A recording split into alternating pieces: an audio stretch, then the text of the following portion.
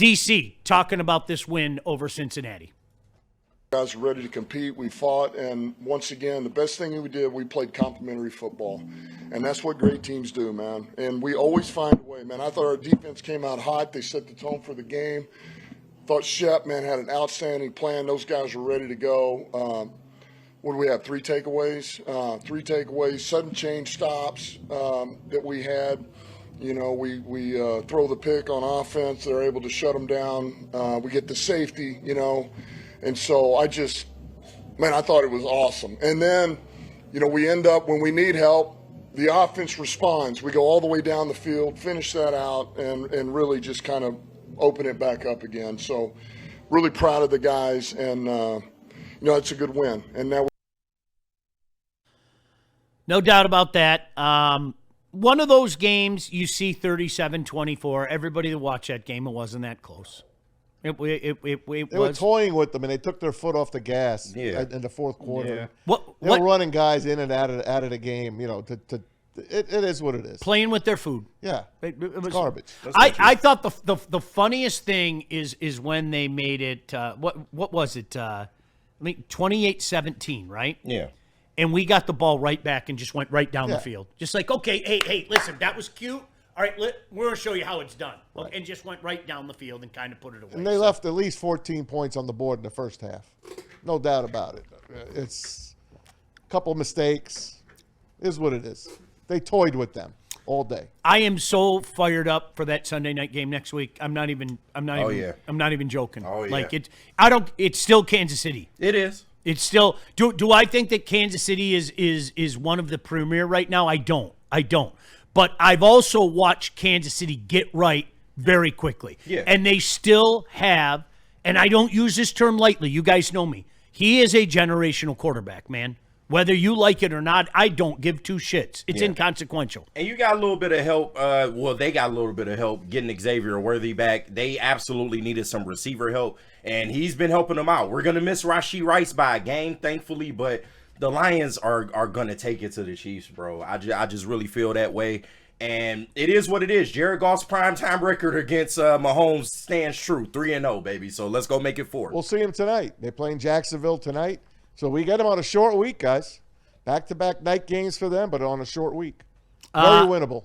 DC talking about that hungry defense. And before we get to it, you know what? It's easy with the offensive fireworks that go on. And shout out to Monty. I can't even play the boo, you're bad game right now. Shout out to Monty. One hell of a game. It's easy to forget the job that this defense is doing. It is, okay? And oh by the way, while we're talking about how bad Browning is, maybe, just maybe, the defense had a little something to do with that. DC talking about the defense. That's what we talk about is you know, that when you really start getting good at them, you start hunting for them. Our guys are hunting for them. They become contagious. And this is the first time since I've been here that I feel like we're getting them in bunches early in the year. Normally it comes a little later.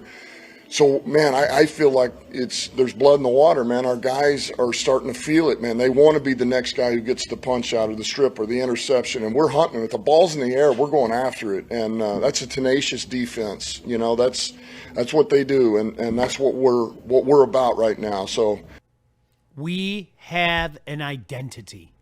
Of course they do. We have an identity. Like hearing him talk. Yeah.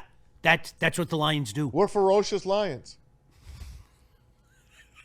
I don't know why like that. It's funny when man. Just the way you said it, like I can see, like you know how they have this, like, yeah, Maz is just sitting there with his claw. Maz is Bubbles, man. Maz is Bubbles the Lion all day, man. Listen, man, the billboards say it. It's hunting season, man. They bought into this. They completely bought in.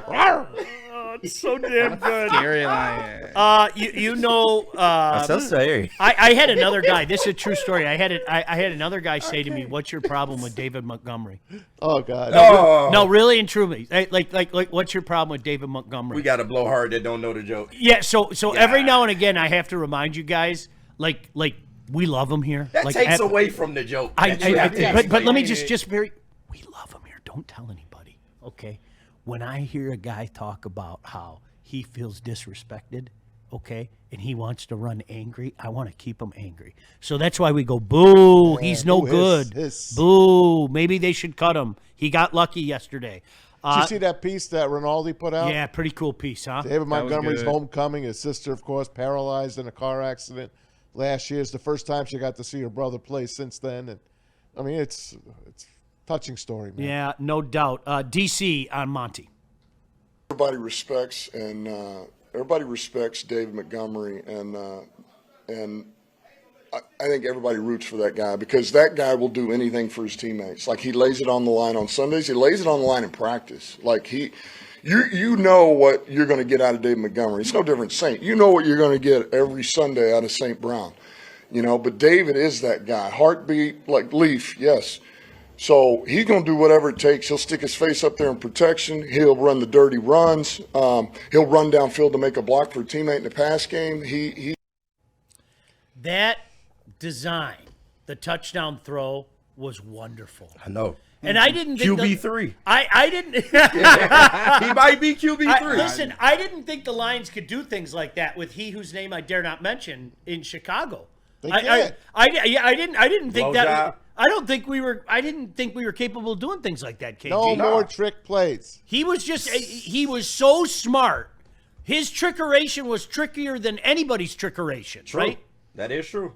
But I didn't think we were capable of doing things like that. Yeah, I guess the old dog can learn new tricks after all, man. Shout out to Johnny Moe, and he just continues to impress me with his play calling, man. Agreed. But the players go out there and execute, and Monty just had a day yesterday. Shout out to him playing in front of his little sister that was her first time getting to watch him live, man, and he went out there and had a performance, bro. Rushing touchdown, passing TD. How about the way John Morton looks up? Look at that picture. John Morton in the box just looks as cool as it comes. Well, Maz, I was told you had to be on the field. Yeah. So I'm just saying. He looks pretty comfy up there in that coach's press box. Who did that picture? I'm Hudson. That could be Steve Lehman. No, not Steve Lehman. Just another Lions account that I follow. They put this out there. Shout out. It's Maz. I want to see the claws on one of. I want to see the claw on one of his hands. Rawr! Rawr! You know what? Hey, listen. So fresh, yeah. Say it again, you guys. Say it again. All right? Like, listen to what you guys are just talking about. They want a certain guy here. They want an identity. And you're talking about Amon-Ra St. Brown, and you're talking about David Montgomery, and you know what? Other guys see that shit. Yeah. Other guys see Football players. that man. Stuff is contagious. Tough guys. They are. It is. They are tough guys. Listen, I'll go back to Laporta taking Dak's soul on that touchdown. I mean, come on, man. You don't need to do that. He's 5 yards deep with this guy. Yeah. Like, every ounce of his soul, as it's going out of his body, he's making sure he pushes every ounce out. That shit's contagious. It's a bus ride, man. Oh, I love every second of it. DC talking about Taylor Decker. Yeah, I mean, we'll see. You know, we're going to look at everything here. Certainly Skip's back. So we'll look at Skip. We brought Devin Cochran today. He's a candidate, and then we'll see where Decker's at. Obviously, that's always going to be our first choice is to see where Decker is. But I don't want to put Decker out there if it means that we get a couple of games and we don't have him for the rest of the year. It makes no sense. So we'll play this smart. We'll do what's right, and then next man up. If it's not him, it's next man up. Whether that is Manu again, we'll see, or is it one of those other two guys I just mentioned? Can I just one small request? It's not really a small request, but I'm going to pretend like it's a small request. If I don't hear next man up the rest of the year, I'd be really happy.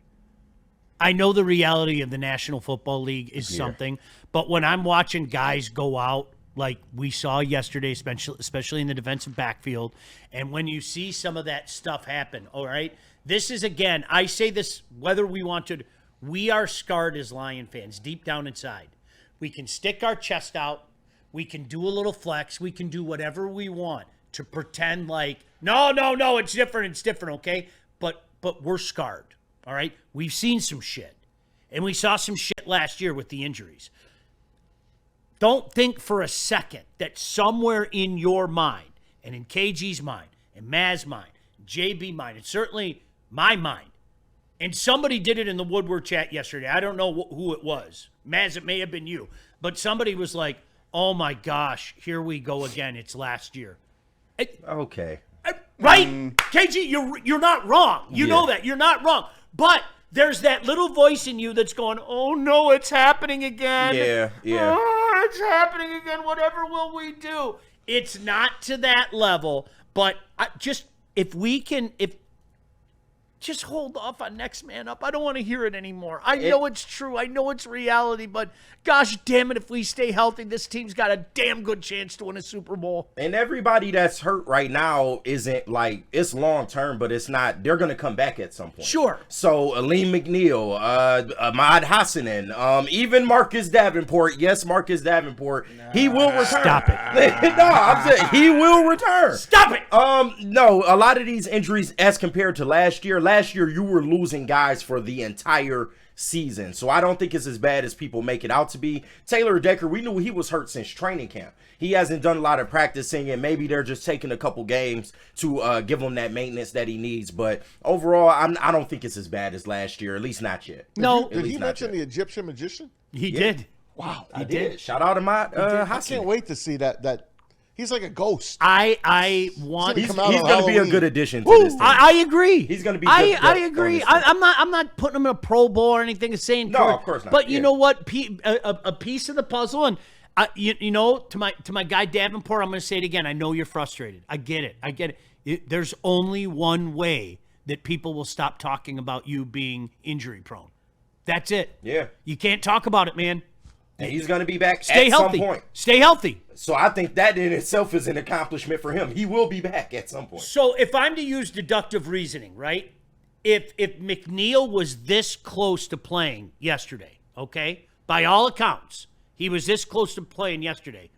Is it safe to assume that he'll be back Don't say it. next Sunday night? It's possible. If needed. It's possible. I think it depends on how he looks in practice this week, but the Lions aren't going to like go out of their way to do it. Like if he looks good enough and they trust it, then it'll happen, but they're not going to force the issue. So I would lean on the side that he won't play this upcoming week, but maybe the week after, but it's yet to be seen. All right, so listen, we all watched the game. You heard what some guys were saying about Manu. We saw some some rough moments and everything. I think one of the funniest thing, and I don't hate you for it, but I love hearing people talk like they were working film last night, okay? You're not Ron Jaworski back in the day working film at 11 o'clock at night, Right. watching reps from Giovanni Manu, okay? You just aren't. I know it. Maybe a couple of you are. I don't know. I'm not going to pretend to know because I certainly wasn't watching film trying to see how Manu played. Let's take Jared Goff's words on Manu.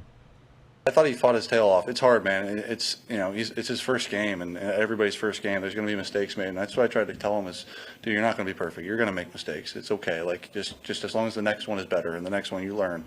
So yeah, I thought he fought hard. I know there's a couple he'd like back, but I thought he did some good things in the run game, and even the pass game there were some good moments too. But he fought. So much of it comes back to Jared Goff worded it a different way, but so much of it comes back to what we talk about often here. People want results now. Yeah. And sometimes it don't work that way. Yeah. Sometimes it's going to take a little while to get an offensive line going. We saw that. And it happened quicker than anybody thought for this offensive line, especially after what transpired in week one. You aren't going to throw a cornerback on the football field and he's going to be all world at the start of his career. It doesn't work that way. Especially when he's on an island damn near every play. Right. It doesn't work that way. I know people get frustrated, but I'm sorry, that's not the nature of the National Football League. Jared Goff's right, okay? Okay, you're sitting at home right now, oh, he was awful. Could you maybe take what Jared Goff said into consideration and go, dude, it was his first game. The guys aren't used to him. He's not used to it. There's some cohesion that needs to be built. Could you maybe take that into consideration and let's see what next week holds against Kansas City? Yeah.